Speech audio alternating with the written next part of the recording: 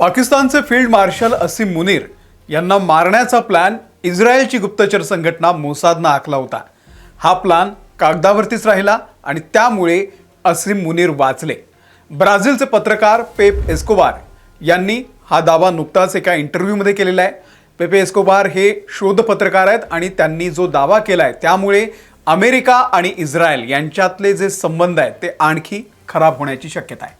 Escobar यांनी दावा केलेला आहे की जिनिवामध्ये इराण आणि इस्रायल यांच्यामध्ये जी शांती वार्ता होणार होती त्यासाठी जे डेलिगेशन पोहोचलेलं होतं, मध्यस्थ म्हणून पाकिस्तान सुद्धा होता, त्यांचं सुद्धा एक शिष्टमंडळ तिथे पोहोचलेलं होतं आणि त्यावेळी इस्रायलच्या गुप्तचर संघटनेनं म्हणजे मोसादनं असीम मुनीर आणि त्यांच्या शिष्टमंडळाला कायमचं संपवण्याचा फुल प्रूफ प्लॅन तयार केला होता। पण हा कट पाकिस्तानच्या गुप्तचर संघटनांना आधीच कळला। त्यांनी इस्रायलला संदेश पाठवला की जर त्यांनी मुनीर किंवा कोणालाही इजा पोहोचवली तर त्याचे भयंकर परिणाम होतील आणि या इशाऱ्यानंतर मोसादनं हा प्लॅन तुर्तास रद्द केला। नेमकं काय घडलं होतं ते मी सविस्तर सांगणार आहे, पण या दाव्यामध्ये नक्की किती तथ्य आहे, इस्रायलला मुनीर यांना का संपवायचं होतं आणि अमेरिका आणि इस्रायलचे संबंध यामुळे का बिघडलेत, सर्व आपण या व्हिडिओमधून पाहणार आहोत। सर्वात महत्त्वाचं म्हणजे पाकिस्तान सरकारने यावरती काय म्हटलेलं आहे ते सुद्धा मी तुम्हाला सांगतो। व्हिडिओ शेवटपर्यंत बघा। नमस्कार, मी अमोल किनोळकर, आपण पाहत आहात महाराष्ट्र टाइम्स ऑनलाईन। ब्राझीलचे प्रसिद्ध शोधपत्रकार पेपे एस्कोबार यांनी मारियो नॉफाल यांच्या एका आंतरराष्ट्रीय पॉडकास्टमध्ये हा धक्कादायक खुलासा केलेला आहे।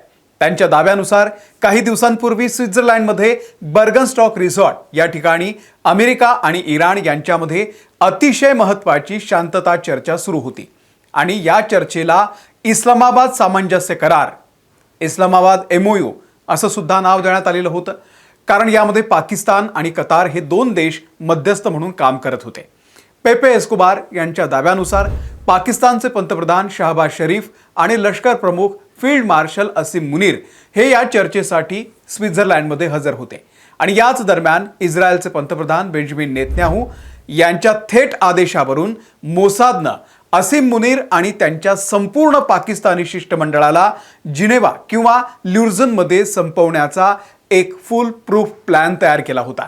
मोसादचे स्नायपर्स किंवा गुप्त एजंट्स या पाकिस्तानी शिष्टमंडळावरती हल्ला करणार होते जेणेकरून ही शांती वार्ता कायमची बंद पडली असती। आता प्रश्न असा पडतो की मोसाद सारखी जगातली सर्वात खतरनाक संघटना जर हा कट रचत होती तर हा प्लॅन कसा फसला। एस्कोबार यांनी सांगितलं की पाकिस्तानच्या मिलिटरी इंटेलिजन्सनं हा कट अंमलात येण्याच्या पूर्वीच अल्ट्रा क्रेडिबल म्हणजेच अत्यंत विश्वासार्ह माहिती इंटरसेप्ट केली।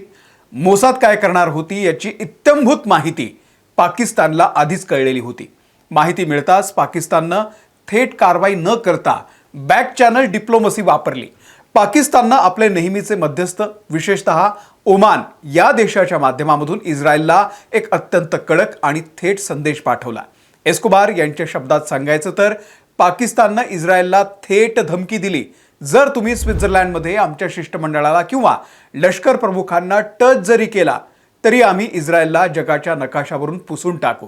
पाकिस्तान हा जगातील एकमेव अण्वस्त्रधारी मुस्लिम देश आहे, इस्रायलकडे सुद्धा अण्वस्त्र आहे आणि त्यामुळे पाकिस्तानकडून आलेल्या या थेट अणुधमकीमुळे आणि प्लॅन लीक झाल्यामुळे मोसादला मोठा धक्का बसला। आंतरराष्ट्रीय स्तरावरती उघड पडण्याच्या भीतीनं मोसादनं हा प्लॅन ऐनवेळी रद्द केला आणि त्यामुळे असीम मुनीर आणि शहबाज शरीफ यांचा हा दौरा विना अडथळा पार पडला। इथे सर्वात मोठा प्रश्न उपस्थित होतो की इस्रायलला पाकिस्तानच्या लष्कर प्रमुखांशी काय देणं घेणं आहे। मोसाद मुनीर यांना का संपवू इच्छित होती याचं विश्लेषण करताना तीन प्रमुख मुद्दे आपल्याला समोर येत आहेत। पहिलं म्हणजे पश्चिम आशियामध्ये सुरू असलेल्या युद्धामध्ये इस्रायलला इराणला पूर्णपणे उद्ध्वस्त करायचं आहे, पण अमेरिका आणि इराणमध्ये जर शांतता करार झाला तर इस्रायलचं महत्त्व कमी होईल। या संपूर्ण कराराचं मध्यस्थीचं जे श्रेय आहे ते पाकिस्तानचे लष्कर प्रमुख असीम मुनीर यांना जात होतं, कारण त्यांनी इराणचे दौरे करून हा प्लॅन तयार केलेला होता। असीम मुनीर यांना संपवून हा शांतता करार मोडीत काढणं हा इस्रायलचा मुख्य हेतू होता। आता दुसरं कारण आहे, पाकिस्तानचे संरक्षण मंत्री ख्वाजा आसिफ यांनी नुकतंच आंतरराष्ट्रीय मंचावरती इस्रायलला मानवतेवरचा कलंक, अ कर्स ऑफ ह्युमॅनिटी असं म्हटलेलं होतं आणि लेबनॉनमधील नरसंहाराचा आरोप सुद्धा केला होता। पाकिस्तान आणि इस्रायलमध्ये अधिकृत संबंध नाहीत. पाकिस्तान इस्रायलला देशही मानत नाही आणि त्यामुळे पाकिस्तान एका बाजूला इराणची मदत करत असताना इस्रायलला पाकिस्तानचा हा जो वाढता हस्तक्षेप होता तो रोखायचा होता. आणि तिसरं कारण आहे, इस्रायलला नेहमीच भीती वाटते की पाकिस्तान आपले अणुतंत्रज्ञान इराण किंवा इतर अरब देशांना, मुस्लिम देशांना देऊ शकतो. असीम मुनीर हे पाकिस्तानचे लष्कराचे सर्वेसर्वा असल्यानं ते इस्रायलच्या डोळ्यामध्ये सलत होते आणि ही डील होऊ नये, शांती वार्ता होऊ नये हे बेंजामिन नेतन्याहू यांना वाटतंय. त्यामुळे त्यांनी अनेक वेळा हा शांतता करार तुटावा यासाठी प्रयत्न केलेला आहे. त्यासाठी ते लेबनॉनवरती सातत्यानं हल्ले करतायत, अमेरिकेवरती प्रेशर टाकतायत, सगळे प्रयत्न त्यांनी केलेले आहे. असीम मुनीर हा ट्रम्पचा माणूस आहे हे जगजाहीर आहे. त्यांना ट्रम्पचा इन्फॉर्मर म्हटलं जातं. ट्रम्पला इराणला काही सांगायचं असेल तर ते कायम असीम मुनीर याच्याकडे जातात, त्याला सांगतात. त्यामुळे जेव्हा ट्रम्पला हे कळलं की इस्रायल मुनीरला संपवण्याचा कट करतोय, त्यावेळी ट्रम्प यांनी इस्रायलला चांगलं सुनावलंय. जर अमेरिका नसती तर इस्रायलला इराणनं नेस्तनाभूत केलं असतं असं अमेरिकेचं म्हणणं आहे. खरं तर इस्रायल आणि अमेरिका यांनी मिळून हा खेळ इराणमध्ये सुरू केलाय, पण यांना आता हा खेळ थांबवता येत नाहीये. त्यामुळे दोघेही भिडलेत. इस्रायलचे पंतप्रधान बेंजामिन नेतन्याहू यांनी स्पष्ट केले की अमेरिकेच्या ऑर्डरनुसार आम्ही काम करत नाही. इराणवरती हल्ला करणं हा आमचा वैयक्तिक चॉईस होता. आम्ही ट्रम्पला फक्त सांगितलं की आम्ही हल्ला करणार आहोत, आम्ही त्यांची परमिशन घेतली नव्हती असंही नेतन्याहू यांनी ट्रम्प यांना सुनावलेलं आहे. त्यामुळे इस्रायलला असीम मुनीर यांना कायमचं संपवायचं होतं, पण प्लॅन फसला. पेपे एस्कोबार यांनी हा दावा केल्यानंतर संबंधित देशांकडून ज्या प्रतिक्रिया आल्या त्या सुद्धा आपण समजून घेतल्या पाहिजे. पहिलं म्हणजे पाकिस्तान सरकारनं हा दावा पूर्णपणे फेटाळून लावलेला आहे. पाकिस्तानच्या ARY न्यूजचे चेअरमन कामरान खान यांनी वरिष्ठ सुरक्षा अधिकाऱ्यांच्या हवाल्याने हे स्पष्ट केलेलं आहे की ही बातमी पूर्णपणे बकवास आहे, मूर्खपणा आहे आणि तथ्यही नाही. पाकिस्तानी अधिकाऱ्यांचं म्हणणं आहे की पंतप्रधान शरीफ आणि फील्ड मार्शल असीम मुनीर यांचा स्वित्झर्लंड दौरा हा अत्यंत सुरक्षित वेळेनुसार पार पडलाय. स्विस किंवा अमेरिकेच्या सुरक्षा पथकांनी कोणत्याही प्रकारचा सिक्युरिटी अलर्ट सुद्धा जारी केलेला नव्हता. दुसरीकडे नेहमीप्रमाणे इस्रायल सरकार आणि मोसादनं यावरती कोणतीही अधिकृत प्रतिक्रिया दिलेली नाहीये. मोसाद कधीही आपल्या कथित ऑपरेशन्सवरती उघडपणे बोलत नाही, पण अमेरिकेच्या प्रशासनानं आणि स्विस अधिकाऱ्यांनी देखील स्वित्झर्लंडमधील सुरक्षा व्यवस्था चोख होती असा दावा केलेला आहे. त्यामुळे हा दावा पेपे एस्कोबार यांच्या सूत्रांवरती आधारित असला तरी देखील पाकिस्तान सरकारनं आंतरराष्ट्रीय राजकारणाचं गांभीर्य ओळखून याला अधिकृतपणे फेक न्यूज किंवा अफवा ठरवलेला आहे.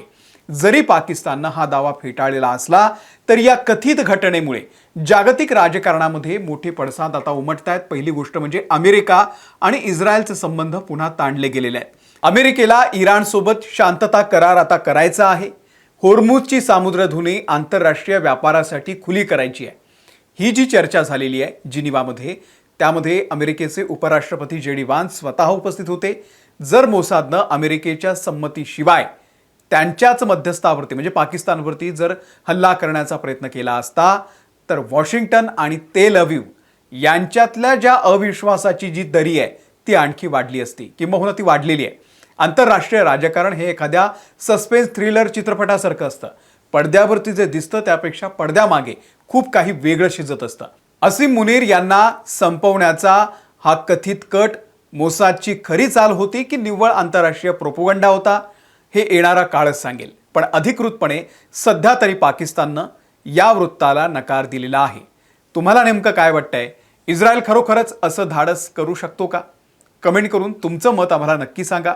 व्हिडिओ आवडला असेल लाईक करा, शेअर करा आणि अशाच सखोल विश्लेषणासाठी आमच्या महाराष्ट्र टाइम्स यूट्यूबच्या चॅनलला तुम्ही सबस्क्राईब करा. धन्यवाद.